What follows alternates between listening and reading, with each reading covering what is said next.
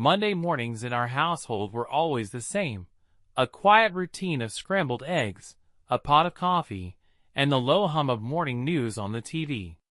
My wife, Lydia, and I sat across the kitchen table as we had done for a decade. She scrolled through her phone while I thumbed through the newspaper, pausing only to sip my coffee. But this Monday, the air was different. Lydia's usual light-hearted commentary about the news was absent, replaced by a silence that weighed heavily on the room. "Connor," she said finally, setting her phone down and looking at me. Her voice was calm, measured. Too calm. "We need to talk." I glanced up, raising an eyebrow. "About what?" She exhaled deeply, as if she'd rehearsed this moment 100 times. "I've been thinking about us, about our marriage. And I don't think it's working anymore." For a moment, her words hung in the air, sharp and cold. "You're leaving me?" I asked, though the answer was clear in her downcast eyes. "Yes." There was no eruption of anger, no dramatic outburst. Instead, I simply nodded and leaned back in my chair, taking another sip of coffee. "That's it?"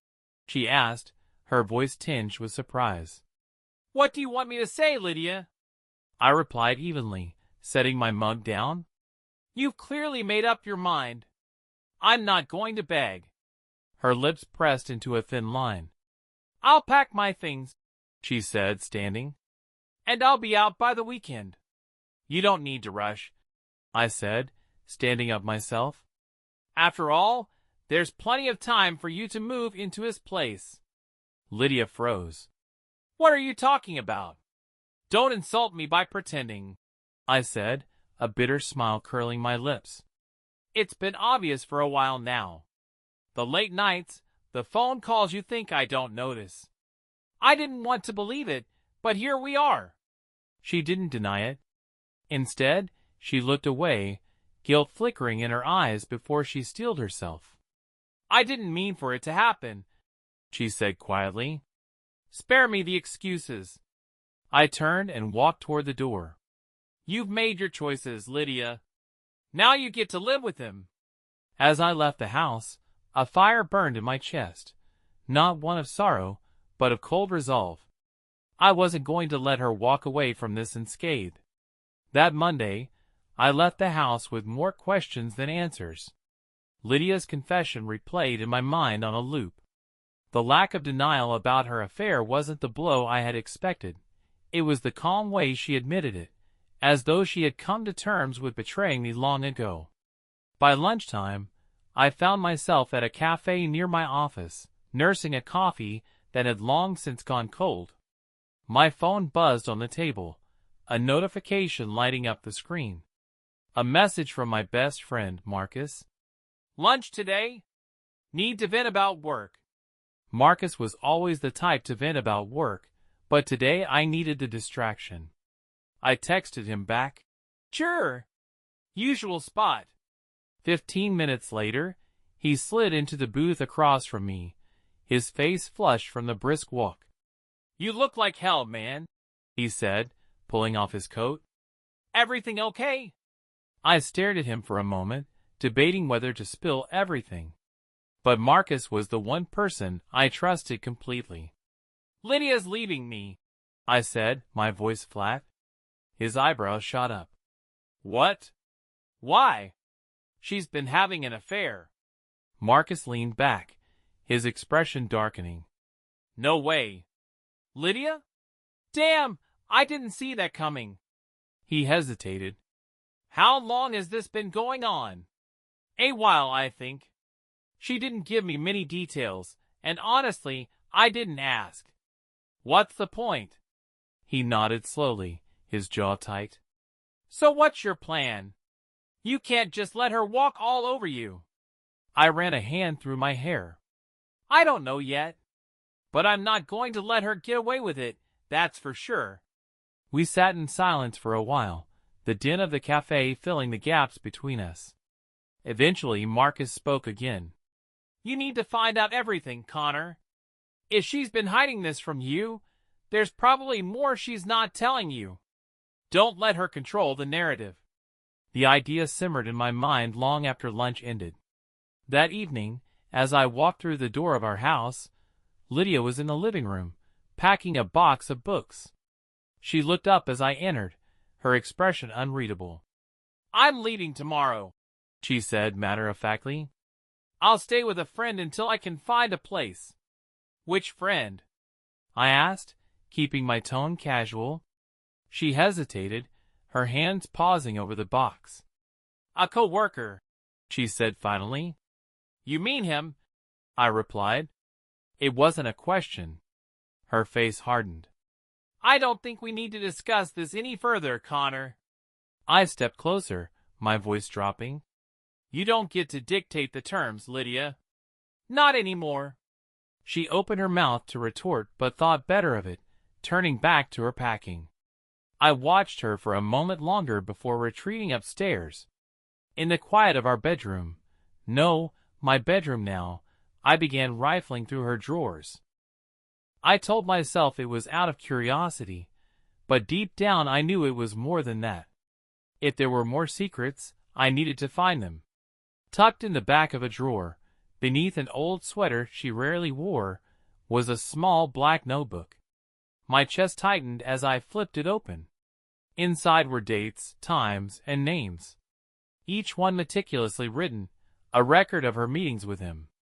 The notebook told a story of late nights, weekends, and stolen moments. It confirmed what I had already suspected but also revealed something worse. She had been planning her exit for months, and she thought I wouldn't notice.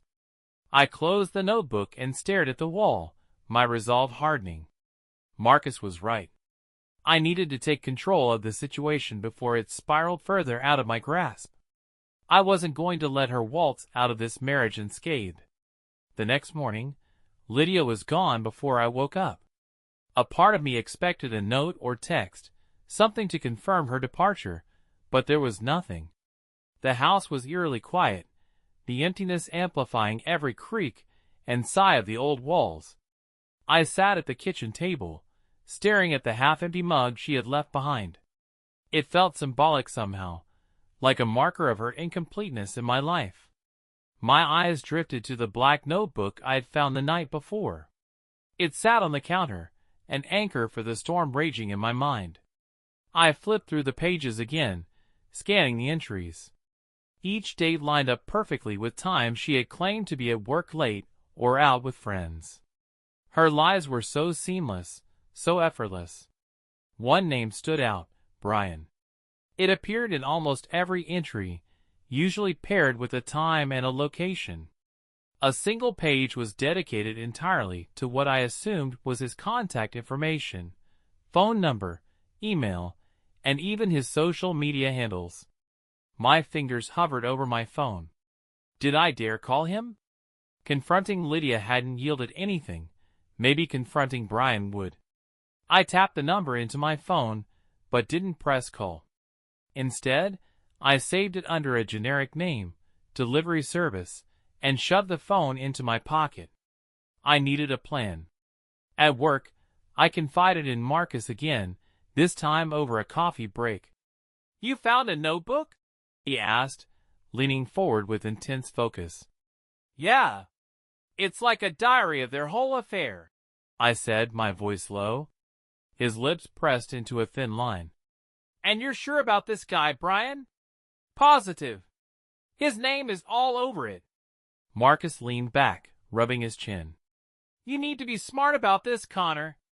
If you go in guns blazing, she'll just paint you as the unhinged ex. Trust me, I've seen this play out with friends before. You need leverage." "Leverage?" "Proof. Evidence. Something indisputable. That notebook's a start, but it won't mean much if she denies everything. You need more." I nodded slowly, the weight of his words settling over me. Marcus was right. If I wanted to expose the truth, I needed to gather evidence. That evening, I started with the easiest step, Lydia's social media. Her profiles were the picture of normalcy, filled with vacation photos, dinners with friends, and the occasional work-related post. But as I scrolled through her timeline, one recurring pattern stood out: Brian's name popping up in the likes and comments on her photos. His own profile was public, and a quick glance revealed he was everything Lydia would fall for: tall, charming, with a carefully curated image of success. Photos of fancy dinners, beach vacations, and motivational quotes cluttered his feed. Then I saw it, a picture from a wine-tasting event posted 2 weeks ago. Lydia stood beside him, her smile radiant. She had told me she was at a networking seminar that weekend. The caption read, "A perfect day with a perfect company." My stomach churned. The next few days were a blur of quiet reconnaissance. I combed through her emails and messages whenever she left her laptop unattended. It wasn't long before I hit pay dirt, an email thread between Lydia and Brian, filled with flirtation and plans for their future. One line from Brian stood out: "Once you're free, we can finally be together without sneaking around." Once you're free. The words echoed in my mind, a knife twisting deeper with every syllable. I sat back in my chair, staring at the screen. This was no fleeting affair. This was her new life, meticulously planned out while I was left to piece together the wreckage. On Friday night, I decided to take things a step further. I drove to Brian's address, which I'd found scribbled in the notebook. The neighborhood was upscale, with manicured lawns and pristine sidewalks. His house was as pretentious as his online persona, a sleek, modern design with large glass windows that offered a view of the minimalist interior. I parked down the street, killing the engine. I wasn't sure what I was looking for, but a part of me hoped to catch a glimpse of Lydia walking through that door. An hour passed, then 2. Just as I was about to leave, a car pulled into the driveway. Lydia stepped out, her laughter carrying through the still night air. She wasn't alone. Brian emerged from the driver's side, walking around to meet her. He wrapped an arm around her waist as they walked toward the house. My hands gripped the steering wheel so tightly my knuckles turned white. Seeing it in person, the intimacy between them, made everything feel more real, more painful. I forced myself to stay put, to keep watching. This was what I needed: the truth, unvarnished and undeniable. When they disappeared inside, I leaned back in my seat, my mind racing.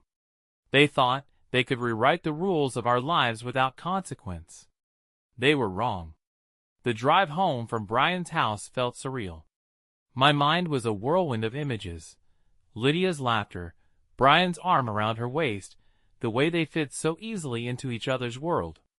It was like watching someone else's life unfold, not mine. By the time I pulled into the driveway, the rage I had kept bottled up all evening was simmering dangerously close to the surface. I sat in the car for a long time, gripping the steering wheel, trying to steady my breathing. This wasn't just a betrayal of our marriage. It was a complete dismantling of the life we had built together. And I wasn't going to sit idly by while they tore it all down. The next day, I called Marcus. "I saw them together," I said as soon as he answered. "Wait, what? Where?" "At his house. She doesn't even care enough to be discreet about it anymore." Marcus let out a low whistle. "Damn. That's bold. So what's the plan?" "I don't know yet," I admitted. "But I'm done playing the passive husband. It's time to take control." "You need to be careful, Connor," Marcus warned. "People like Lydia and Brian, they'll twist the narrative to suit themselves. If you're not smart about this, you'll end up looking like the villain." I knew he was right. Recklessness wasn't an option. If I was going to confront them, I needed more than anger. I needed strategy. That evening, I started organizing the evidence I had collected so far: the black notebook, screenshots of their emails and social media posts, and a series of timestamps from the tracker app one had discreetly installed on Lydia's car. It was a meticulous process, but every detail mattered. If this escalated into a legal battle, or worse, a public spectacle, I wanted to be prepared. Halfway through the process, I paused, staring at the notebook in my hands. The names, the dates, the audacity of it all. It was almost impressive in its brazenness. But something else caught my eye. Toward the back of the notebook, where Lydia had jotted down notes about her future plans, I saw a list. Close joint accounts. Finalize separation paperwork. Move in with Brian. Meeting Mark. The last line stood out. Who was Mark? The next morning, I dropped by Marcus's place to brainstorm. He was already waiting with coffee and a whiteboard. He loved visualizing plans, no matter the situation. "So what do we know about this Mark?" Marcus asked, jotting the name down in bold letters. "Nothing yet," I admitted. "It could be anyone, someone she works with, someone Brian knows." "Or," Marcus said, tapping the marker against the board, "it could be someone who's helping them. Maybe a lawyer, a real estate agent, or even someone sketchier." The idea settled over me like a dark cloud. "If they've already roped someone else into this, it means they're further along in their plans than I thought." Marcus nodded grimly. "You need to find out who he is, and fast." That night, I took a gamble and went through Lydia's laptop again. Buried deep in her browser history was the confirmation I needed, an email chain with someone named Mark Tillman. The subject line read, "Finalizing the documents." I opened the emails, my pulse quickening. Mark was a real estate agent, and he was helping Lydia and Brian secure a new home, one that was conveniently located just outside the city. They had already signed preliminary paperwork. I stared at the screen, my heart pounding. They weren't just building a life together, they were erasing me from the picture entirely. The realization set my blood on fire. They were planning to buy a home using money from the accounts Lydia hadn't yet closed. That was the key. I spent the next few hours locking down every financial account I could think of.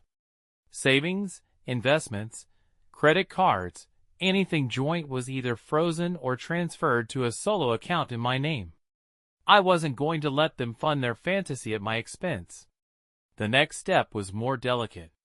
I reached out to an old college friend, Claire, who worked in family law.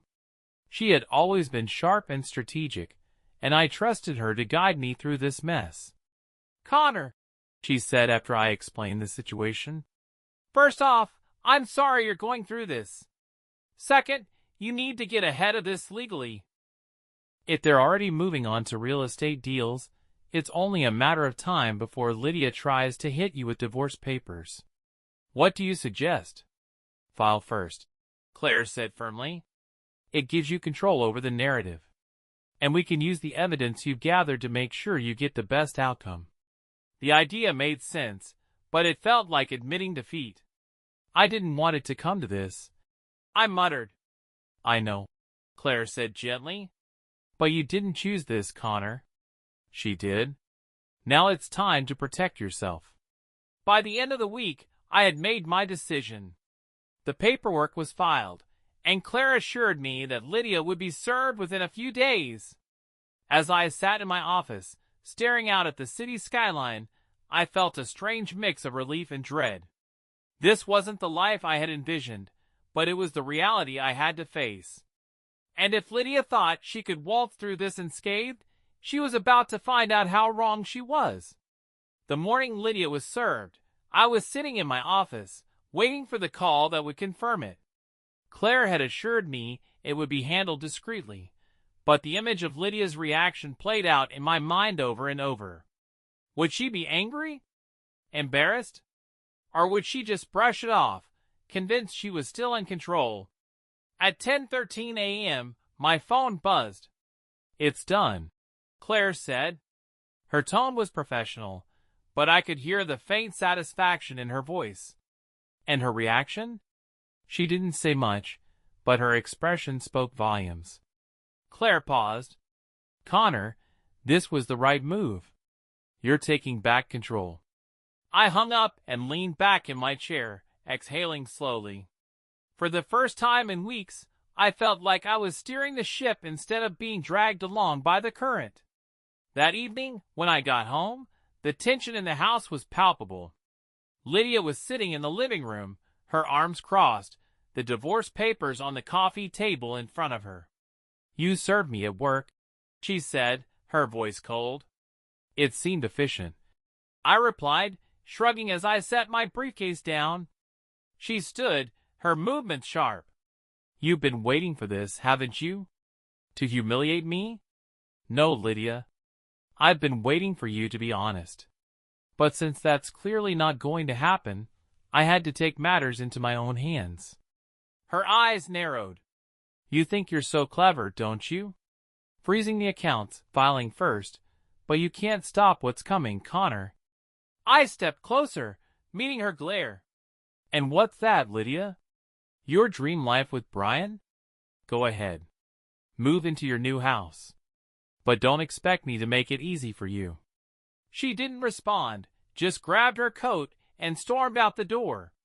As the days passed, I threw myself into building a case. Every bit of evidence I had gathered went into a folder marked Lydia and Brian. It felt clinical, almost mechanical, like I was cataloging the demise of my marriage piece by piece. But the more I uncovered, the more I realized how deeply their betrayal ran. It wasn't just about the affair or the lies. It was the sheer audacity of their plans, the way they had tried to cut me out of my own life. One night, as I was going through the email thread between Lydia and Brian again, something caught my eye. A forwarded message from Mark Tillman, the real estate agent. "Let me know if you'd like to expedite the process. I have a few properties that aren't officially listed yet." I frowned. Something about it felt off. Why would Mark offer off-market properties unless he was trying to fast-track their plans? The following morning, I decided to confront Mark directly. Posing as a potential client, I scheduled a meeting at his office. When I arrived, Mark greeted me with a salesman's charm. He was in his late 40s, with perfectly combed hair and a tailored suit that screamed confidence. "So, Mr. Hayes," he said, leaning back in his chair, "what can I help you with today?" "I'm interested in a property," I began, keeping my tone neutral, "but I want to make sure everything is handled above board. You see, I've heard some stories about deals being made under the table." Mark's smile faltered slightly, but he quickly recovered. "I assure you, Mr. Hayes, I run a reputable business. All transactions are perfectly legal." "Good to know," I said, leaning forward, "because I'd hate for my wife to get involved in something questionable while working with you." His expression froze, his carefully curated confidence cracking. "Excuse me? You've been helping Lydia and Brian," I said, my voice low but firm. "I'm sure they didn't mention that she is still legally married, or that I now own half of every dollar she's trying to spend." Mark shifted uncomfortably. "I'm not sure what you're implying." "I'm implying that if you don't back out of whatever arrangement you have with them, I'll make sure your reputation takes a hit. All it takes is one report to the real estate board." He stared at me, his jaw tightening. "Fine," he said finally. "I'll terminate the deal. But you better hope your wife doesn't come after you for slander." "Let her try," I said, standing. "Just stay out of my business." That evening, as I drove home, a weight lifted from my shoulders. It wasn't a victory, not yet, but it was a step in the right direction. For the first time in weeks, I felt like I had disrupted their carefully laid plans. When I pulled into the driveway, I noticed Lydia's car was gone. Good. The house was quiet as I walked inside, the silence a welcome change. I poured myself a drink and sat by the window, watching the last light of the day fade. This wasn't over, not by a long shot. But for now, I had bought myself some time. And time was exactly what I needed to bring their world crashing down. The next morning, I awoke to the sound of my phone vibrating on the nightstand. I groggily reached for it, expecting a spam call or an early email, but the name on the screen jolted me awake. Marcus. "Connor, you're not going to like this," he said the moment I answered. "What now?" I asked, sitting up in bed, already bracing for bad news. "I just got off the phone with a mutual friend of Brian's. Apparently, he's been telling people that Lydia's divorce is as good as done. He's also been bragging about the house deal." My stomach sank. "Did he mention anything specific?" Marcus hesitated. "Yeah. He said they're throwing some kind of celebration this weekend. A private party at his place. Sounds like they're flaunting it, Connor." I clenched my jaw, the rage bubbling beneath my calm exterior. "Thanks for letting me know." "Connor, don't do anything stupid," Marcus warned. "I won't," I lied, ending the call. That evening, I found myself parked down the street from Brian's house again. This time, I wasn't there to observe, I was there to act. Through the large bay windows, I could see them inside, laughing and clinking glasses. Lydia was radiant, wearing a dress I'd bought her for our anniversary 2 years ago. The sight twisted something inside me. I reached for the envelope on the passenger seat. Inside were copies of the emails, text messages, and photos I gathered. It was everything I needed to expose them. I stepped out of the car, my heart pounding as I walked up the driveway. The sound of my knuckles rapping against the door echoed through the quiet night. When Brian opened it, his confident smirk quickly vanished. "Connor," he said, trying to mask his surprise. "What are you doing here? Can we talk?" I asked, keeping my voice steady. He hesitated, glancing over his shoulder before stepping outside and closing the door behind him. "What do you want?" I handed him the envelope. "I thought you'd want to see this." He opened it, his expression darkening as he flipped through the contents. "What the hell is this?" "It's proof," I said. "Proof of what you and Lydia have been doing. Proof I'm prepared to use if either of you tries to screw me over." His smirk returned, but it was weaker this time. "You're bluffing." "Am I?" I stepped closer, my voice dropping to a dangerous level. "Think about it, Brian. Do you really want your colleagues, your friends, your family to see this? Do you want your clients to question the integrity of a man who destroys marriages for sport?" He didn't respond, but the flicker of doubt in his eyes told me I'd struck a nerve. "I'm not here to negotiate," I continued. "You can keep Lydia, but if you think for 1 second that I'll let you walk away unscathed, you're delusional. You and Lydia can enjoy your new life together, but you'll do it knowing that every step of the way, I'm watching." I turned and walked away, leaving him standing in the driveway. When I got home, Lydia's car was in the driveway. She was sitting in the living room, her face pale and drawn. "You went to see him," she said as I entered. "Did he call you?" She nodded, her lips pressed into a thin line. "What are you trying to accomplish, Connor?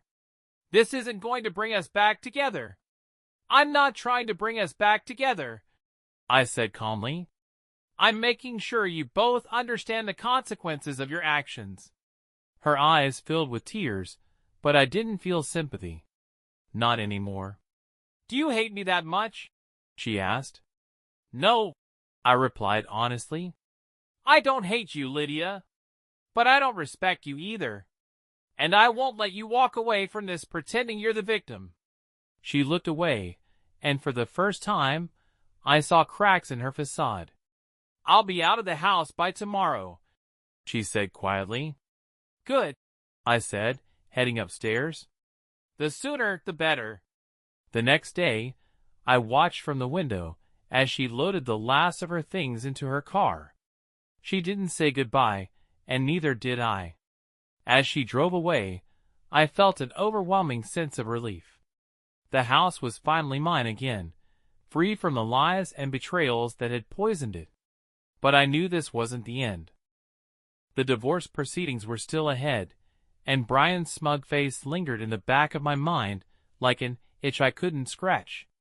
They thought they'd won. But I wasn't done yet. The day after Lydia moved out, the silence in the house was deafening. It felt both liberating and suffocating. A blank slate that reminded me of everything I had lost and everything I still had to fight for. I spent the morning combing through the financials again, double-checking that all the accounts were secure. Despite Lydia's departure, I wasn't naive enough to think she wouldn't try to make a move. People like her, people like Brian, always had backup plans. My phone buzzed on the counter. It was Claire. "How are you holding up?" she asked. "I'm fine," I replied. "Just making sure everything's locked down." "Good. You're doing the right thing, Connor. Stay one step ahead, and you'll come out of this stronger." "I hope so," I said, though the uncertainty in my voice was impossible to hide. Claire hesitated before continuing. "There's something else you should know. Lydia's lawyer reached out this morning." "What do they want?" "They're claiming the financial freeze was malicious and are threatening to bring it up in court. But don't worry, they don't have a leg to stand on. Everything you've done has been within your rights." I exhaled, the tension in my chest easing slightly. "Thanks for the heads up." "Of course. And Connor, don't let them bait you. Stay focused." That evening, I decided to dig deeper into Brian's world. If they were going to play dirty, I needed every advantage I could get. I started with his social media profiles, scrolling through the carefully curated images of his perfect life. Photos of lavish vacations, expensive dinners, and motivational posts about success flooded his timeline. But it was his connections that caught my attention. One name stood out: Mark Tillman, the same real estate agent who had been helping them secure a new home. I clicked on his profile and began piecing together his connections to Brian. It didn't take long to find the pattern. Mark wasn't just an agent. He was a fixer, someone who specialized in discreet deals for high-profile clients. If Brian and Lydia were relying on him, it meant they were trying to keep something hidden. The following day, I paid a visit to Mark's office. Unlike my first meeting, I didn't bother with pretense this time. "You again?" he said, his smile tight. "I need more answers," I replied, stepping into his office and closing the door behind me. Mark's expression hardened. "Look, I already told you I backed out of the deal. I don't know what else you want from me. I want to know what else Brian's hiding," I said, my tone firm. "You don't work with people like him without knowing their skeletons. So what is it?" Mark hesitated, his gaze flickering to the door, as if calculating whether it was worth the risk to kick me out. "Fine," he said finally, lowering his voice. "Brian's not as clean as he likes to pretend. He's been involved in some shady business deals, offshore accounts, tax evasion, the works. But you didn't hear it from me." My heart raced. If what Mark said was true, I could use it to dismantle Brian's facade piece by piece. "And Lydia?" I pressed. "She's just a pawn," Mark said with a shrug. "Brian's using her. Once she's served her purpose, he'll move on. That's how he operates." I left Mark's office with a renewed sense of determination. Brian wasn't just my rival in this battle, he was a liability, and I was going to exploit every weakness I could find. That night, I sat down with Marcus to strategize. "So, Brian's got dirty laundry," Marcus said, scribbling notes on a notepad. "How do we use it?" "We start small," I replied. "Leak just enough to make people question him. Once the cracks start to show, the rest will follow." Marcus grinned. "You're playing the long game. I like it. It's not just about revenge," I said, my voice steady. "It's about making sure he can't hurt anyone else the way he's hurt me." Over the next week, I put the plan into motion. Anonymous tips were sent to local business reporters, highlighting Brian's questionable deals. A few carefully placed posts on social media hinted at his double life, planting seeds of doubt among his associates. The impact was slow at first, but it was there. A few whispers, a couple of raised eyebrows. It was only a matter of time before the storm gathered momentum. As for Lydia, she seemed oblivious to the cracks forming in Brian's world. She sent me an email, her tone colder than ever. "I hope you realize this isn't going to change anything. You can freeze accounts and play your little games, but it doesn't matter. Brian and I are moving forward, with or without your blessing." I didn't bother replying. The first real blow came a few days later, when one of Brian's business partners cut ties with him. The news spread quickly in his circles, and I knew it was only the beginning. This wasn't just about tearing Brian down, it was about taking back control. And as the pieces started to fall into place, I felt something I hadn't felt in weeks: hope. By the time the first news article hit, Brian's carefully curated image had begun to fray. It wasn't a direct accusation, just a speculative piece about questionable offshore accounts tied to his name. The article hinted at financial misconduct, leaving enough ambiguity for people to wonder without offering him a clear avenue to refute it. I knew this would get his attention. And it did. 2 days later, Marcus called me. "Brian's furious," he said, barely containing his amusement. "Word on the street is he's scrambling to figure out who's behind the leaks." "Good," I replied, leaning back in my chair.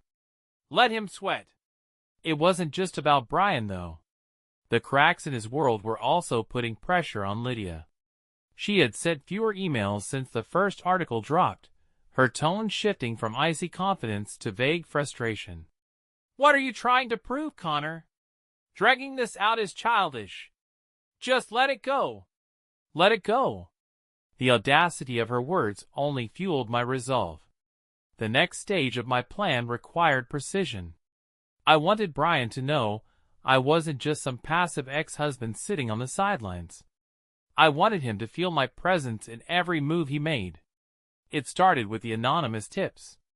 Using a burner account, I sent detailed information to key figures in his professional network, executives, colleagues, even a couple of journalists. The information was enough to sow doubt, but not enough to trace back to me directly. Soon, whispers turned into murmurs, and murmurs turned into rumors.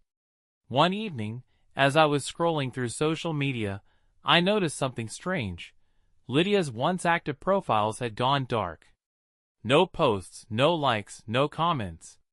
Even Brian, who had been so eager to flaunt their relationship online, hadn't shared anything in days. I couldn't help but wonder if they were beginning to feel the weight of their decisions. The confirmation came a week later when Claire called with an update. "Brian's lawyer reached out," she said, her tone laced with satisfaction. "What do they want?" "They're trying to negotiate," she replied. "They're offering a settlement to speed up the divorce. It's clear they're feeling the heat."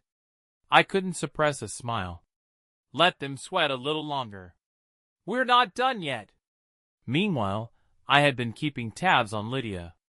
She had moved into Brian's house officially now, but it was far from the blissful escape she had likely envisioned. One of Marcus's friends, who lived in the same neighborhood, had been feeding me updates. "They're not exactly playing happy family over there," he told me over drinks. "I've seen them arguing in the driveway more than once." "What about?" I asked, though I could already guess. "Who knows? But it's loud enough for the neighbors to hear. Doesn't look like they're on the same page." The thought brought me no joy, only a grim sense of validation. Lydia had traded our life for a fantasy, and now she was discovering the cost. A few days later, I received a call I hadn't expected. "Connor Hayes?" a woman's voice asked. "Yes, who's this?" "My name's Susan. I'm Brian's ex-wife."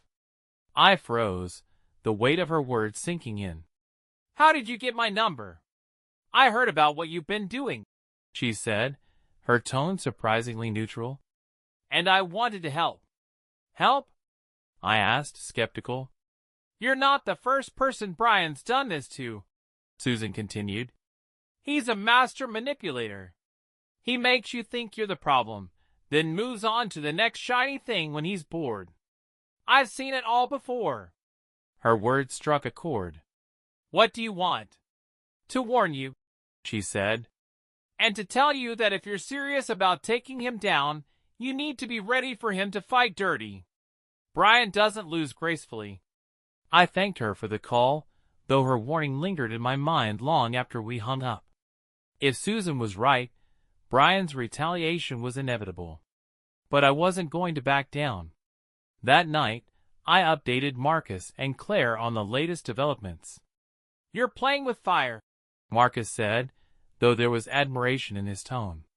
But damn, it's working. Just don't lose sight of the endgame, Claire added. This isn't about vengeance, it's about securing your future. I know, I replied. But deep down, I couldn't shake the feeling that the lines between justice and revenge were blurring. The final blow came unexpectedly. A second article surfaced, this time detailing Brian's past relationships and the allegations of manipulation that had followed him from one to the next. The piece wasn't kind, painting him as a man who thrived on control and discarded people when they were no longer useful. Lydia's name wasn't mentioned, but it didn't need to be. The association alone was enough to tarnish their budding relationship. That night, as I sat on the porch with a drink in hand, I allowed myself a rare moment of satisfaction. The world was finally seeing Brian for who he truly was. And I wasn't done yet. Brian's reputation was crumbling faster than I had anticipated. The second article had gone viral in his professional circles, dragging up old stories of dubious deals and failed relationships. It painted a picture of a man who thrived on deception and left chaos in his wake. The fallout was immediate. A major client severed ties with him, and whispers of investigations into his financial dealings began circulating. Meanwhile, Lydia had been unusually silent. No emails. No phone calls. Not even an angry text. I could only imagine the tension brewing in their house. That week, Claire called with another update. We've received a revised settlement offer, she said. It's significantly better than the last one. How much better? They're offering to let you keep the house outright, along with a larger share of the remaining assets. They're desperate to make this go away quickly. I leaned back in my chair, letting the news sink in. And if we say no, they'll likely try to drag it out, Claire warned. But given their current situation, I doubt they have the resources for a prolonged fight. The choice is yours. I didn't need to think for long. Let's reject it, for now. I want them to feel the pressure a little longer. That weekend, I decided to drive by Brian's house again. It wasn't my proudest moment, but curiosity got the better of me. When I arrived, the scene was almost too perfect. Brian and Lydia standing on the front lawn, locked in a heated argument. Even from a distance, I could see the tension in their postures. Brian was gesturing wildly, his face red with anger, while Lydia stood with her arms crossed, her expression a mix of defiance and frustration. For a moment, I considered getting out of the car, but I thought better of it. Watching their world unravel from a safe distance was enough. That evening, I received an email from Lydia. Connor, we need to talk. Please. The tone was a stark departure from her earlier messages, which had been cold and dismissive. I debated whether to reply, but curiosity won out. I responded with a simple, "What about?" Her reply came quickly. "Can we meet? There are things I need to say." Against my better judgment, I agreed, suggesting a neutral location, a cafe near my office. When Lydia arrived the next day, she looked different, tired, worn down, as if the weight of her choices had finally caught up with her. "Thank you for meeting me," she said, sitting across from me. "I'm not here to make peace. I warned. I know, she replied, her voice soft. But I need you to hear me out. She hesitated, her hands fidgeting with the edge of her sweater. I made a mistake, Connor. A huge mistake. I raised an eyebrow, but said nothing, waiting for her to continue. Brian isn't who I thought he was, she admitted, her voice cracking. He's controlling, manipulative, and everything you warned me about. And yet, you left me for him, I said coldly. Her eyes filled with tears, but I didn't feel sympathy. Not anymore. I don't expect you to forgive me, she said. But I wanted you to know that I regret everything. Leaving you, lying to you, all of it. Her words hung in the air, heavy with emotion. For a brief moment, I felt a flicker of pity, but it was quickly extinguished by the memory of her betrayal. What do you want from me, Lydia? I asked finally. I don't know, she admitted. I needed to tell you the truth. I stood, throwing a few bills on the table for my coffee. You've made your bed, Lydia. Now you get to lie in it. As I walked away, I felt a strange mix of emotions, vindication, sadness, and a sense of closure. Back at home, I updated Claire and Marcus on the meeting. She's cracking, Marcus said with a smirk. It's only a matter of time before Brian follows.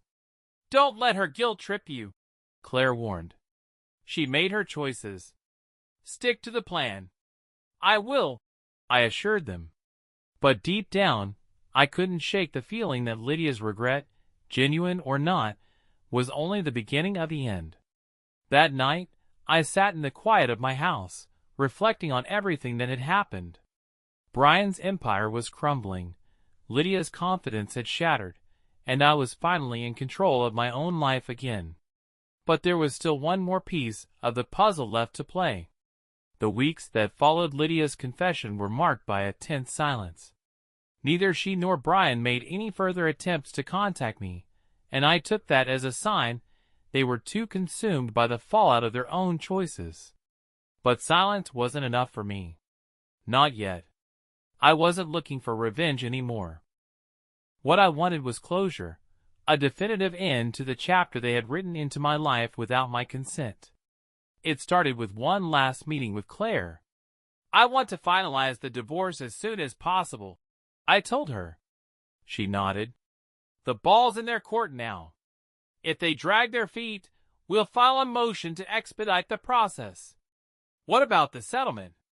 Claire smiled. Given their weakened position, we're in a good place to negotiate. If we press hard enough, you'll walk away with everything you deserve, and more. Her confidence was reassuring, but I still felt the weight of the unfinished business with Brian. He wasn't the type to go down quietly. Sure enough, a week later, Marcus called with an update. Brian's losing clients left and right, he said. One of his former business partners has been spilling details about his offshore accounts. It's not looking good for him. What about Lydia? I asked. Hard to say. She's been keeping a low profile, but I wouldn't be surprised if she's starting to question whether she bet on the wrong horse. It was exactly what I'd been waiting for. A few days later, I received an email from Lydia's lawyer, proposing a settlement that heavily favored me. The terms were far better than anything I could have hoped for. I would keep the house, the bulk of our shared savings, and a substantial portion of our assets. They're desperate, Claire said when I called her to discuss the offer. Take it. This is as close to a clean break as you'll get. I signed the agreement that same day. The final confrontation with Brian came unexpectedly. It was a Friday evening, and I was at a bar with Marcus, celebrating the end of the legal battle. The divorce was finalized, the assets divided, and Lydia officially out of my life. As I raised my glass to toast, I noticed him walk in. Brian? His once confident stride was now tentative, and he looked like a shadow of the man I had first seen in those social media posts. He spotted me almost immediately, and made his way over. Connor, he he said, his voice low and tired. Brian, I replied evenly, setting my glass down. He hesitated, then sat across from me without waiting for an invitation. I don't want trouble, he said. I just need to say something. I leaned back in my chair, crossing my arms. I'm listening. He looked down at his hands, fidgeting nervously. I didn't mean for any of this to happen. I laughed, the sound bitter. You didn't mean to have an affair with my wife? To flaunt it in my face? To destroy my marriage? He winced but didn't argue. Lydia's left me, he said quietly. She moved out last week. I blinked, caught off guard. And why are you telling me this? Because you were right about her, he said, his voice laced with defeat. And about me. The admission should have felt satisfying, but it didn't. All I saw was a broken man who had finally realized the cost of his choices. I don't need your apology, Brian, I said, standing up. But I do hope you've learned something from this. I left him sitting there, a man defeated by his own arrogance. The next morning, I stood on my porch, looking out at the quiet street. The divorce was finalized. Brian's reputation was in shambles, and Lydia had faded into the background of my life. For the first time in months, I felt free. I wasn't the same man I'd been before all of this began. I was stronger now, wiser, and more determined than ever to build a life on my own terms. This wasn't the ending I had wanted, but it was the one I had been dealt. And as I stepped back inside, I realized it was also the beginning of something new. The end.